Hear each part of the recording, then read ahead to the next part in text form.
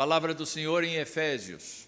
Continuamos em Efésios, capítulo de número 5, agora.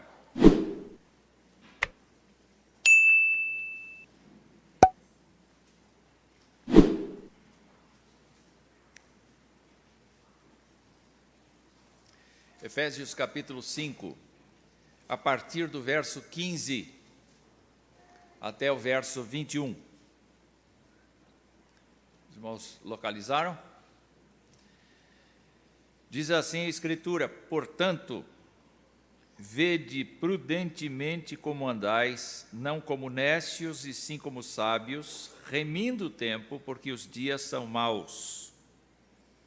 Por esta razão, não vos torneis insensatos, mas procurai compreender qual a vontade do Senhor, e não vos embriagueis com vinho, no qual há dissolução, mas enchei-vos do Espírito, falando entre vós com salmos, entoando e louvando de coração ao Senhor com hinos e cânticos espirituais, dando sempre graças por tudo a nosso Deus e Pai, em nome de nosso Senhor Jesus Cristo, sujeitando-vos uns aos outros no temor de Cristo.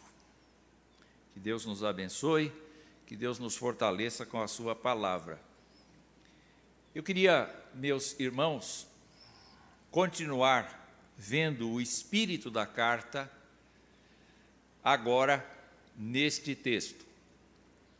A preocupação do apóstolo Paulo, ao tratar com os crentes de Éfeso, foi a preocupação de lhes mostrar que agora, estando eles dentro do Evangelho de Jesus Cristo, estão eles agora numa nova disposição de vida. Ao iniciarmos a leitura desta manhã, nós verificamos uma coisa surpreendente. É que Deus, quando criou os seres humanos, criou-os com o projeto de que eles tivessem uma comunicação direta com Deus. Portanto, acima de serem seres biológicos, eles são seres racionais, mas são seres espirituais também. A espiritualidade faz parte da composição do ser humano. Quando esta espiritualidade não está posta no Deus que criou o ser humano, ela é posta em divindades que a própria humanidade cria, em sistemas filosófico-espirituais que a humanidade cria. E a humanidade, então, mesmo que não idealize religião nenhuma, adora o sol, adora a lua, adora o fogo, adora a água, adora a terra. Entretanto, de todas as direções para as quais o ser humano possa ir, nenhuma delas se justifica diante do Deus Criador, a não ser o caminho que o próprio Criador ofereceu. A única alternativa viável para o ser humano quanto à sua espiritualidade é o Deus que a criou. É o Deus que a trouxe à vida. O apóstolo, então, ao falar com os efésios, ele mostra esse desígnio de Deus que foi feito pré-história. Pensar que a nossa vida estava projetada na mente do Senhor antes da história é matéria de fé, é matéria de confiança na palavra de Deus. E isso traz uma nova dimensão, especialmente quando nós fomos levados a crer em Jesus Cristo pelo próprio Espírito de Deus, e nós fomos encaixados diante de uma realidade espiritual que é maior do que o ser humano consegue imaginar. Se discute a existência da vida eterna, se discute a existência de Deus, se discute a existência do inferno. Estas coisas todas as pessoas discutem, se há ou se não há. Entretanto, para o cristão, para a pessoa realmente convertida, isto é matéria de fato. O céu existe, o inferno existe, o lago de fogo e enxofre existe, está projetado para acontecer como evento histórico. E o que nós também sabemos é que a vida eterna existe e está projetada para aqueles que estão ao lado de Cristo em gozo, em bênção, em trabalho, em harmonia, em convivência abençoadora, em qualidade de vida, enquanto que quem está alheio a Deus e permanece alheio a Deus, terá vida eterna também, num lugar onde Jesus Cristo, usando um provérbio da época, dizia: onde o bicho não morre e o fogo não se apaga. Em tormento constante e eterno.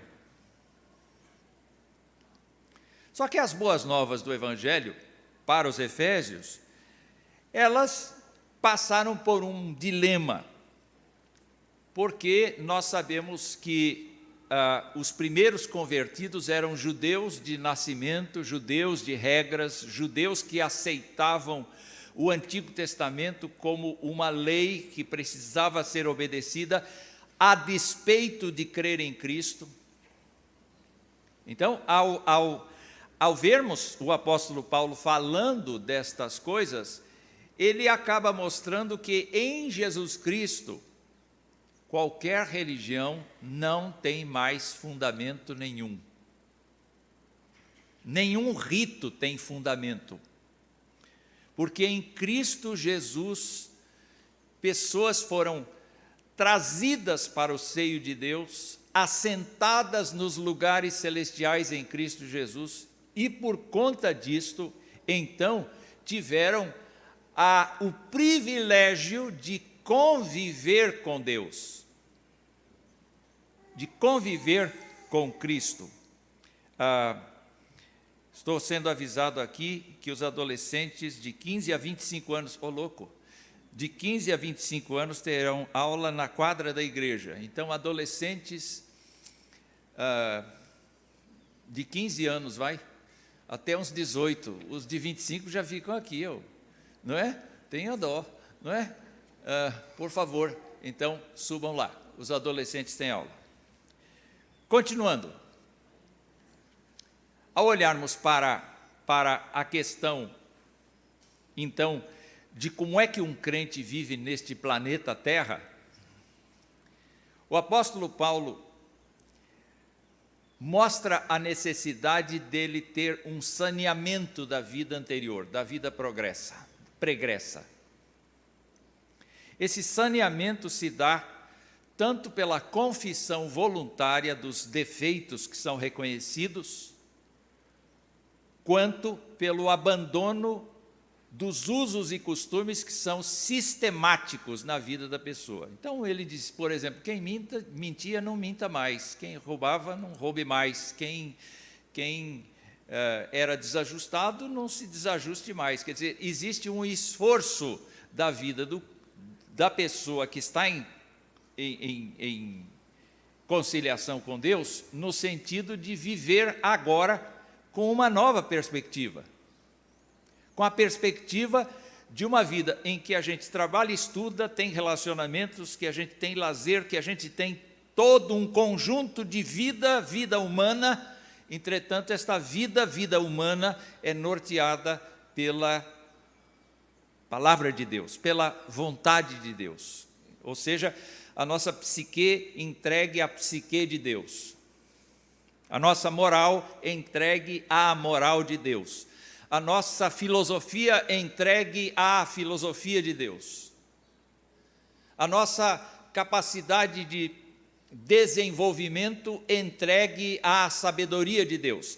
Em outras palavras, Deus sendo o primeiro em tudo quanto nós somos, falamos, pensamos, agimos. Isso é um grande esforço. O apóstolo Paulo, naturalmente, quando fala destas coisas, ele fala de muitas coisas que ele já havia experimentado na vida.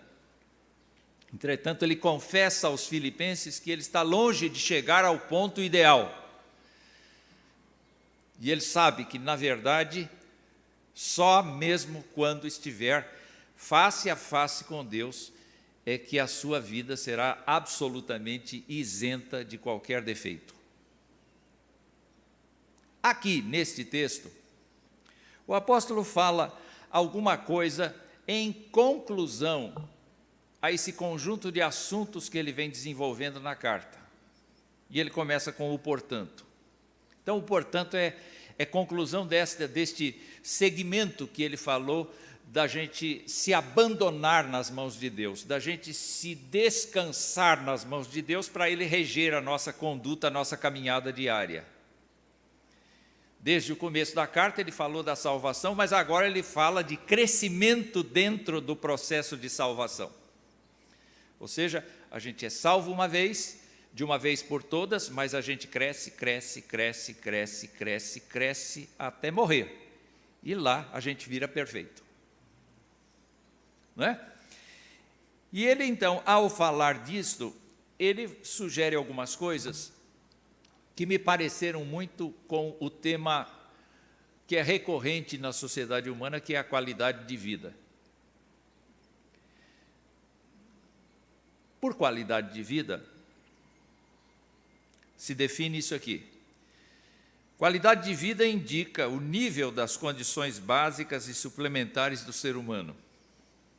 Estas condições envolvem desde o bem-estar físico, mental, psicológico e emocional, os relacionamentos sociais, como família e amigos, e também a saúde, a educação e outros parâmetros que afetam a vida humana. Eu fui procurar um pouco mais detalhadamente e eu encontrei que um dos itens que fazem uma vida absolutamente com qualidade é justamente a espiritualidade.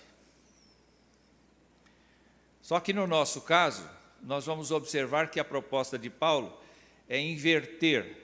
Enquanto as pessoas dizem assim, é saúde do corpo, é saúde da mente, é saúde das relações, é saúde, é disposição para idealizar, para viver, não sei o quê, e espiritualidade, lá no fundinho, lá na última coisa. Você pode acreditar em qualquer coisa que você quiser, que isso faz parte da tua qualidade de vida.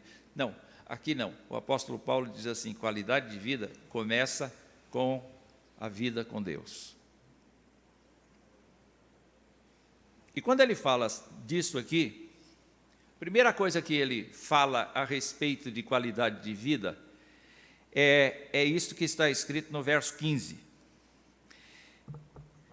Ele diz, vede prudentemente como andais, não como nécios e sim como sábios.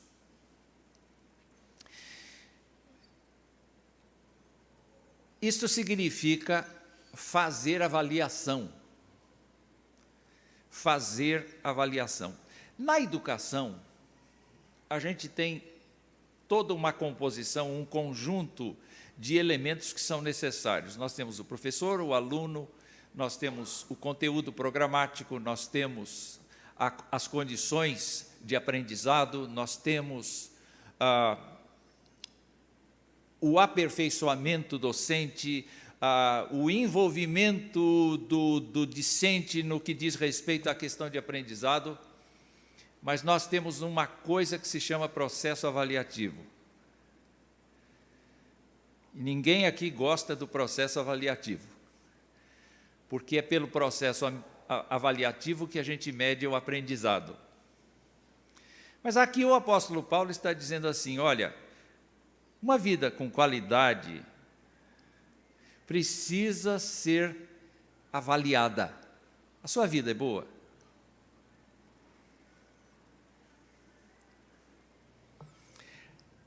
Quais são os parâmetros que devem nortear a sua vida, a minha vida, a nossa vida? É permitido o sofrimento dentro desta qualidade de vida? É permitida a pobreza nessa qualidade de vida? É permitido que nesta vida a gente tenha testes, provas, que a gente tenha situações que sejam adversas do ponto de vista do que se chama de qualidade de vida, para compor a nossa qualidade de vida? O apóstolo Paulo diz que sim.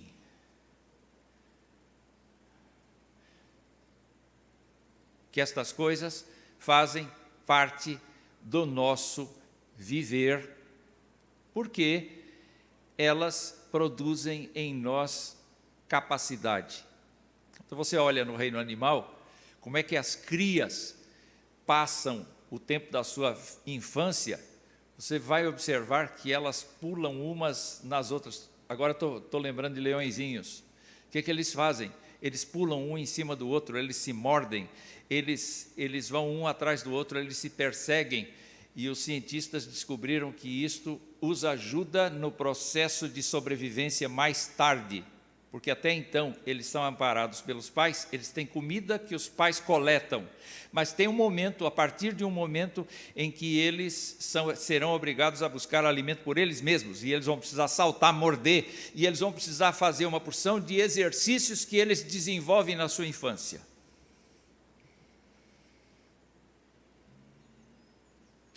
O apóstolo, quando está falando aqui, ele diz que é necessário a gente fazer uma avaliação prudente. Uma avaliação que seja sensata, uma avaliação que seja ajuizada, ponderada, de como é que nós estamos vivendo. E a melhor forma da gente fazer essa avaliação é ter uma regularidade nos nossos exercícios devocionais. É ter uma vida de oração, é ter uma vida de leitura bíblica, de uma exposição do nosso ser à Escritura, de nós nos compararmos à Escritura. O apóstolo dá 2 modos de uma pessoa avaliar. Ele, em primeiro lugar, trata da questão do nécio. E o nécio é aqui a figura da pessoa que não tem discernimento deste universo espiritual que nós estamos conversando agora. Da pessoa que não tem o discernimento de que é predestinada desde antes da fundação do mundo para ser santa e irrepreensível perante Deus. O nécio é a pessoa que acha que a vida termina aqui. O nécio é a pessoa... isso não é ofensa, é uma característica do nécio. O nécio é uma pessoa que pensa no aqui e agora. E ele não quer que os crentes efésios pensem como nécio. Pensem como uma pessoa que tem a sua portinha exclusivamente para este horizonte de 50, 60, 70, 90 anos. Mas que pense além da porta. Que pense que Deus tem ânimo de salvar o pecador. Que pense que Deus tem o ânimo de guiar o pecador. Que pense que Deus tem o ânimo de usar de misericórdia com as pessoas. O nécio não tem isso. O nécio não tem esperança. E o apóstolo fala algumas coisas aqui que mostram como é que é o nécio.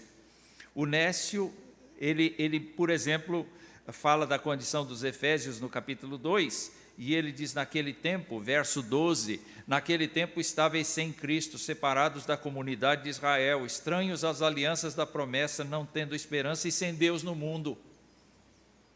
Esse é o nécio. Ainda que ele invoque a Deus, ele não tem relacionamento com Deus.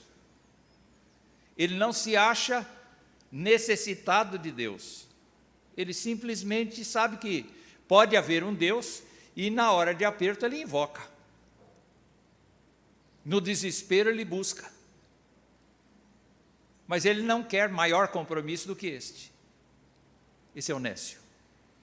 O nécio também pode ser descrito como aquela pessoa do capítulo 4, verso 18, que diz assim: obscurecido de entendimento, alheio à vida de Deus por causa da ignorância em que vive, pela dureza do seu coração. Não é necessariamente uma pessoa criminosa, é simplesmente uma pessoa que ignora o plano de Deus para a sua vida. E isso é extremamente grave. A avaliação que nós temos que fazer é a avaliação sábia. E cada um de nós tem o seu conceito de sábio. Mas basicamente sábio é a pessoa que está, segundo as Escrituras, cheia do temor de Deus. Porque o princípio da sabedoria, o que é? É temer a Deus.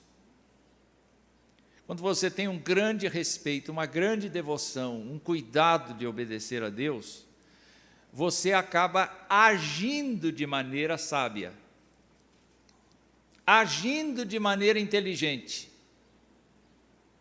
não se desesperando, não se descontrolando, não vivendo em angústia perene. É claro que a gente tem tristeza, é claro que a gente passa revés, é claro que a gente tem coisas, mas vamos nos lembrar que estas coisas podem ser úteis para nosso desenvolvimento, para nosso vigor diante de Deus. Nós sairemos dessa crise mais fortes do que quando estávamos antes dela. O texto diz que nós devemos, então, prudentemente ver como é que nós caminhamos, como é que é a nossa caminhada de vida, como é que é a nossa qualidade de vida. E ele diz, como sábios, bom, eu já sei que sou um crente, eu sou uma crente, eu já sei que Deus me conhece, desde antes de eu nascer, eu sei que Deus cuida de mim, eu sei que Deus fortalece minha vida, nas piores horas Ele está presente. Eu sei que o Deus a quem eu sirvo não dorme.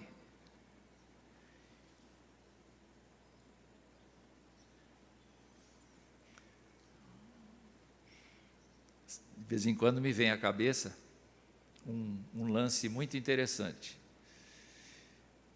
Esther e eu vamos dormir. Quem garante que um de nós vai acordar? Mesmo que eu passasse a noite inteira vigiando, acordado, eu não seria capaz de manter a vida dela. O que eu faço? O que eu tenho que fazer logo de manhã? Oh, Deus! Na tua misericórdia, o Senhor manteve a Esther e a mim. De repente, isto é uma coisa tão rotineira, tão cotidiana, mas é uma coisa sábia. E o apóstolo diz assim: como é que está a nossa vida? Como é que nós andamos? Como é que nós caminhamos? Como é que é a qualidade de vida? Vamos começar pela avaliação que nós fazemos da nossa vida. O segundo item a respeito disto é o que vem no verso 16, dizendo, remindo o tempo, porque os dias são maus. Tem fases da vida da gente que a gente não nota o tempo passar. Mas tem fases da vida que a gente diz assim, nossa, o tempo passou e eu não vi. É diferente. Não vejo a hora de ter 18 para me libertar do meu pai e da minha mãe. Alguém já teve isso na vida? Não precisa levantar a mão, não.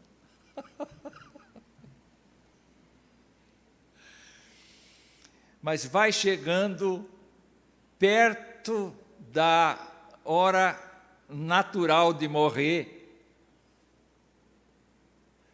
que a gente pressupõe que seja a ordem natural de morrer, não é? 70, 80 anos, o canseiro enfado e tal, etc. Nossa, já passou, já é setembro, já é meio de setembro, parece que o início do ano foi ontem. Alguém já teve esse pensamento, não? Está todo mundo abanando a cabeça, porque todo mundo está vendo o tempo passar e passar muito rápido, especialmente agora que a gente tem celular. Vocês já viram quanto tempo a gente gasta atrás dessa porcaria aqui? E a gente não vê passar. Às vezes a gente pega um joguinho, ele dura 10 minutos. 10 minutos é um monte de tempo. O que dá para fazer com 10 minutos? Dá para fazer muita coisa. O apóstolo Paulo diz assim, o tempo, nós não podemos brincar com ele. O tempo, nós não podemos deixá-lo à revelia, mesmo que a gente gaste no lazer. Vamos gastar tempo nos divertindo, vamos passar um tempo de férias, vamos a um lugar aprazível, vamos fazer alguma coisa que descanse o nosso corpo, descanse a nossa alma, ou então só a nossa cabeça e não o corpo, porque aí a gente vai para muito exercício, coisa que a gente não fazia, não é? A gente vai fazer. E meus irmãos, o apóstolo diz assim, aproveite o tempo. Você quer qualidade de vida? Em Cristo Jesus, aproveite o tempo. Para fazer o quê? Bom, ele diz, os dias são maus, então não é fazer coisa do dia mau.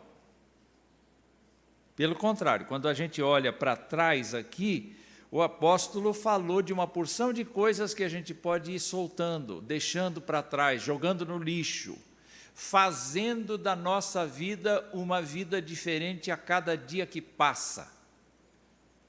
Não uma vida mais velha, mas uma vida mais experiente. Não uma vida mais idosa, mas uma vida mais madura. Os estudiosos do comportamento humano dizem que a maioria das pessoas não passa no seu interior de adolescente. Então pode ter 80 anos, mas ficou contrariado, bate a porta, xinga, como se fosse uma pessoa na adolescência. Difícil encontrar na sociedade gente que amadurece, gente que absorve a contrariedade, gente que suporta a fraqueza dos outros, gente que enfim, são o que os estudiosos chegaram à conclusão. Então nós aqui que somos um bando de adolescentes na alma, precisamos aproveitar o tempo e proclamar, falar dessa qualidade de vida. É claro que essa qualidade de vida inclui quem? O Senhor.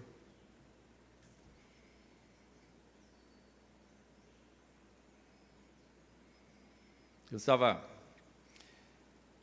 recebendo uma pessoa esses dias para falar, para me fazer um serviço em casa.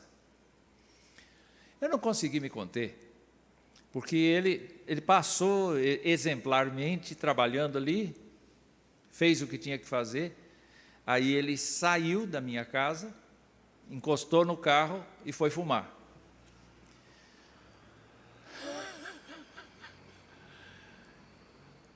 Eu não tenho nada com a vida dele, tenho? Diz assim, não, eu não posso deixar de falar. Escute, você que conversou comigo durante o seu trabalho sobre Deus tanto, por que você não deixa Ele dominar isso de você?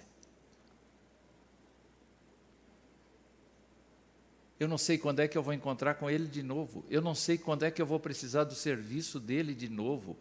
Pode ser a última vez que eu o veja. Pode ser que eu morra e ele não, pode ser que ele morra e eu não. Mas existem coisas que não podem ser deixadas para depois, e o nosso testemunho não pode ser deixado para depois. O apóstolo, quando falava para Timóteo, ele dizia assim: pregue a tempo e a fora de tempo. A tempo e a fora de tempo. Nós não podemos deixar ninguém com quem nós temos relacionamento de abençoar essa pessoa, de pregar para essa pessoa a qualidade de vida que Deus nos deu. Especialmente o Deus da qualidade de vida. O próximo ponto que eu vejo aqui é isto. Paulo pediu uma avaliação, prudentemente como andais. Paulo pediu para aproveitarmos o tempo, porque os dias são maus. E Paulo agora no verso 17 diz: não vos torneis insensatos, mas procurai compreender qual a vontade do Senhor. Eu fico pensando que a qualidade de vida é viver nessa dimensão espiritual, procurando compreender a vontade de Deus. Esta semana, eu sei que alguns, não sei se daqui da igreja, mas eu sei que alguns viram o estudo bíblico da quarta-feira. E o estudo bíblico da quarta-feira falou de um homem obstinado que é Saul. O que deu errado com Saul? Por que Saul não amadureceu? Por que Saul não conseguiu fazer seu sucessor no trono? Por que Saul não se tornou um homem segundo o coração de Deus? Porque ele tentava viver por si mesmo.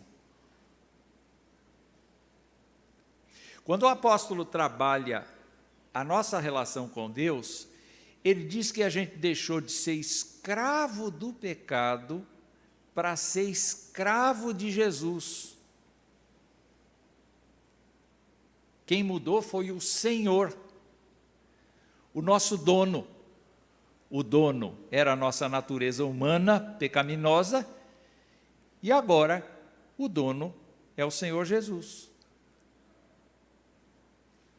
Ora, para que eu tenha 100% de rendimento, 100% de progresso, 100% de alegria, 100% de paciência, 100% de longanimidade, o que eu preciso fazer? Eu preciso ter uma oração mais ou menos fixa. Senhor, qual a tua vontade? Qual a tua vontade? Qual a tua vontade? Senhor, como é que o Senhor quer que eu seja uma pessoa com qualidade de vida? Senhor, devo ou não devo fazer isto? No começo da vida de Saul, ele consultava o Senhor: eu devo ir a tal lugar? Eu devo fazer isso? Eu devo fazer aquilo? E Deus dizia: vá porque eu vou entregar para você a pessoa. Eu vou entregar para você o exército, eu vou entregar para você a cidade. Vá! Eu estou indicando para você que você deve ir. Como seria gostoso para nós, como nós estaríamos em paz, mesmo quando, num ambiente em que a gente tem que confrontar pessoas, nós soubéssemos que Deus está nos conduzindo nisso. É mais difícil compreender a vontade do Senhor do que resolver um problema de matemática. Porque a gente coloca as regrinhas, aplica as regrinhas, aplica as fórmulas e o problema é resolvido. Mas com o Senhor é diferente, porque o Senhor fala de diversas maneiras.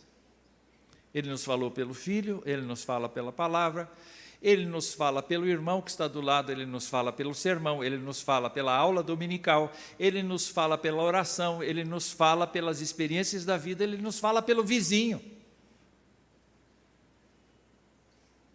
E às vezes a gente toma uma dessas, não é? Olha, você é crente, você não podia fazer isso. E quem falou isso? Eventualmente uma pessoa que não tem o temor de Deus. Mas compreenda a vontade do Senhor. Isso não tem fim. É uma ciência que não tem fim, é um conhecimento que não tem fim. Qual é a vontade do Senhor quando eu estou com uma determinada causa no direito? Qual é a vontade do Senhor quando eu estou desenvolvendo um processo, fazendo programação de computadores? Qual é a vontade do Senhor quando eu estou fazendo uma receita em casa? Qual é a vontade do Senhor para o meu relacionamento com os meus filhos? Qual é a vontade do Senhor? Qual? Esse espírito de inquirição é uma coisa que está implícita na Escritura o tempo todo. Quem procura a vontade do Senhor é bem-aventurado nas coisas que faz. Qualidade de vida. Mas o último ponto que eu gostaria de mencionar aqui é justamente a nossa relação com o Espírito Santo. Porque a relação com o Espírito Santo, do jeito que está posta aqui, é uma coisa que a igreja ajuda, que a igreja contribui. Que o nosso relacionamento humano e espiritual contribui. Porque ele diz assim: não vos embriagueis com vinho. Uma pessoa embriagada com vinho, vocês sabem, ou com bebida forte, uma pessoa embriagada não tem juízo, não tem discernimento, não tem absolutamente nenhum discernimento.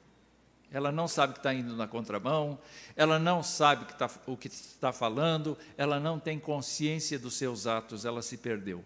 E o apóstolo usa essa linguagem para dizer que o crente não deve entrar nessa de que qualidade de vida é fazer o que bem entende, é se entregar a qualquer paixão, é se entregar a qualquer coisa para divertir o corpo, ou para desanuviar a cabeça. Não, pelo contrário, como nós estamos nesta relação de Deus ser o nosso Deus e de nós sermos seu povo, numa condição tão especialíssima quanto Paulo apresentou aos Efésios, ele diz assim: não vos embriagueis com vinho no qual há dissolução, mas enchei-vos do Espírito. E aí há uma porção de verbos no gerúndio, aqui na nossa versão em português, que nos ajudam a entender como é que a gente é abastecido do Espírito Santo. Primeiro, ele diz: falando entre vós com salmos. Em outras palavras, que tipo de linguagem a gente está usando com os irmãos, com a família, com os vizinhos? Um velho pregador dizia que a gente tem que memorizar a Escritura, porque as palavras da Escritura acabam substituindo as nossas palavras usuais. Então, em lugar da injúria, em lugar da intriga, em lugar da difamação, em lugar do xingamento, nós somos capazes de abençoar. Exemplo grotesco. Exemplo grotesco. Um falso profeta convocado por um rei no Antigo Testamento, chamado Balaão. Ele tem o compromisso de arruinar com a vida de Israel.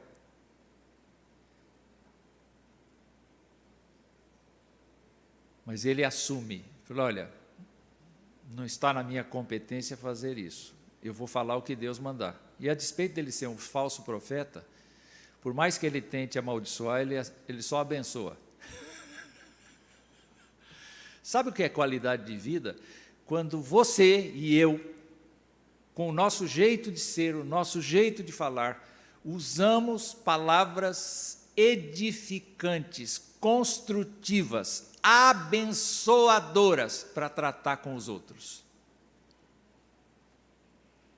quando a gente parte para a conversa chula, a gente só danifica o testemunho do Evangelho. A gente só prejudica o Evangelho. Mas quando nós nos tratamos com honra e com uma fala da palavra de Deus, nós demonstramos que temos qualidade de vida. A segunda coisa aqui, do enchei-vos do Espírito, é entoando e louvando de coração ao Senhor com hinos e cânticos espirituais. A igreja reunida, não apenas para cantar, mas para entoar louvores a Deus. É importante para nós que aquilo que nós fazemos no ato público do culto, ou no ato do culto doméstico na família, ou do culto pessoal, seja alguma coisa que venha do fundo de nosso coração. Seja uma coisa absolutamente sincera. Tem gente que demonstra exteriormente isso, tem gente que levanta as mãos, tem gente que estende as mãos para o alto, enfim, mas Deus está olhando o coração.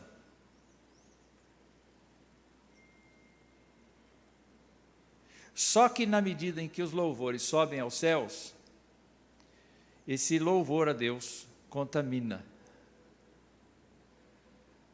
Contamina e confronta. Espera aí, eu não estou vivendo como eles, eu não estou vivendo o que o cântico está dizendo, eu não estou vivendo o que a palavra de Deus está dizendo.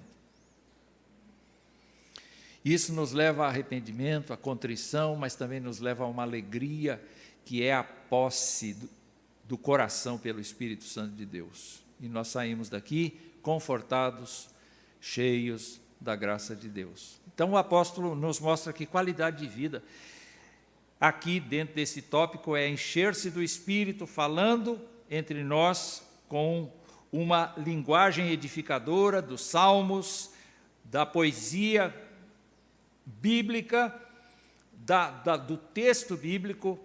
Depois ele fala entoando e louvando de coração ao Senhor com hinos e cânticos espirituais.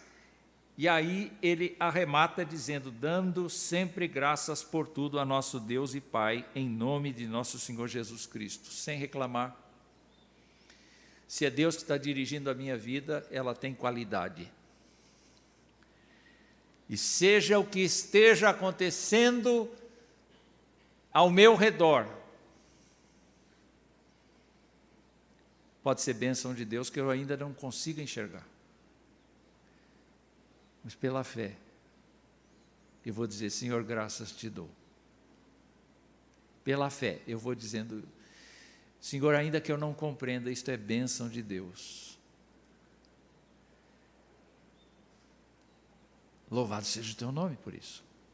E a última coisa é o que diz aqui, sujeitando-vos uns aos outros no temor do Senhor. Sujeitando-vos uns aos outros no temor de Cristo. A gente aprende no texto logo abaixo que a mulher, a esposa, não toda mulher esposa, que toda mulher esposa se sujeite a seu marido. Não é? E o que significa sujeitar-se? Sujeitar-se significa acatá-lo. Reconhecer o seu papel no casamento como aquele que é representante de Cristo dentro de casa.